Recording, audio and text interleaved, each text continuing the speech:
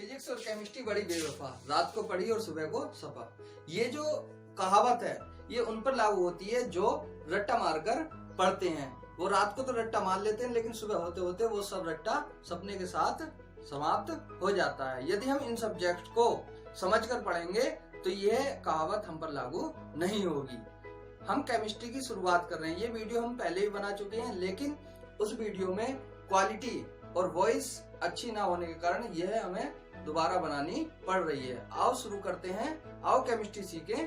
भाग 1, electron, proton और neutron. Electron को E से रिप्रेजेंट करते हैं, प्रोटॉन को P से और न्यूट्रॉन को N से। इलेक्ट्रॉन पर ऋणावेश होता है, प्रोटॉन पर धनावेश होता है और न्यूट्रॉन वैद्युत उदासीन होता है। अगर हम विद्युत क्षेत्र की बात करें तो इलेक्ट्रॉन जो होते हैं वो धन प्लेट की ओर आकर्षित होते हैं क्योंकि इन पर ऋणावेश होता है, और प्रोटॉन पर धनावेश होता है तो ये ऋण प्लेट की ओर आकर्षित होते हैं। न्यूट्रॉन पर कोई आवेश नहीं होता, ना प्लस और ना माइनस, इसलिए इसे बोलते हैं वैद्युत उदासीन। तो ये विद्युत क्षेत्र में विक्षेपित नहीं होता।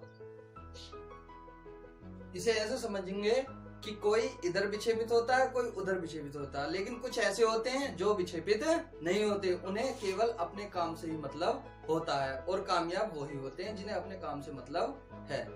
अब बात करेंगे इनके खोजकर्ता की। तो ईंट पर नाच, ये ट्रिक है। ई से इलेक्ट्रॉन, टे से थॉमसन।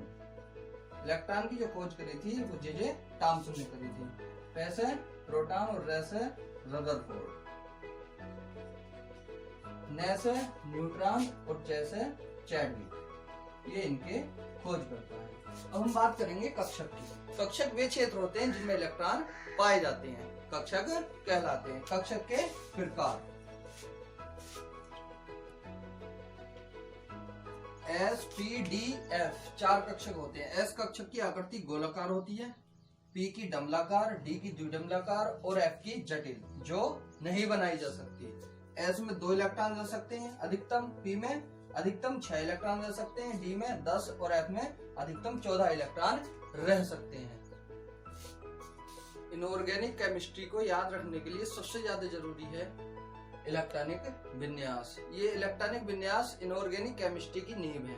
इलेक्ट्रॉनिक विन्यास जो बनाए जाते हैं वह अफवाह के नियम द्वारा बनाए जाते हैं। अफवाह किसी वैज्ञानिक का नाम नहीं है, यह इस शब्द का अर्थ है रचना या निर्माण करना।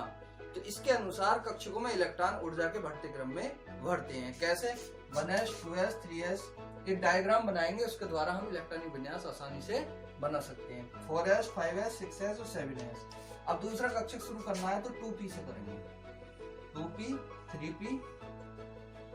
ये दूसरे कक्षक, एक ऊपर से छोड़ दिया और एक नीचे से। यहाँ भी एक ऊपर से और एक नीचे से, एक ऊपर से और एक नीचे से, इस तरीके से ये करना है। अब हम एक एक इलेक्ट्रॉन पर तीर लगा देंगे, एक एक कक्षक पर, इलेक्ट्रॉन नहीं कक्षक पर, फिर 2 पर, उसके बाद 3 पर, और उसके बाद 4 पर हम तीर लगा देंगे। यह है इलेक्ट्रॉन के भरने का क्रम।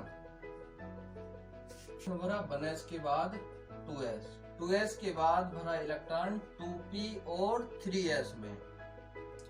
इस चित्र के द्वारा हम इलेक्ट्रॉनिक विन्यास आसानी से बना सकते हैं। इसमें यह ध्यान रखना है, S में 2 इलेक्ट्रॉन से ज्यादा नहीं भरेंगे, P में 6 से ज्यादा, D में 10 से ज्यादा और F में 14 से ज्यादा। चाहे वो 3p हो, तो कोई सा भी हो, S, P, D, F, इनमें इलेक्ट्रॉनों का ध्यान रखना है। जैसे हाइड्रोजन, हाइड्रोजन का 1 होता है, एक परमाणु क्रमांक है, जितना उसका परमाणु क्रमांक होता है उतने ही उसमें इलेक्ट्रॉन होते हैं। तो पहले इलेक्ट्रॉन किसमें भर दिया? 1s में।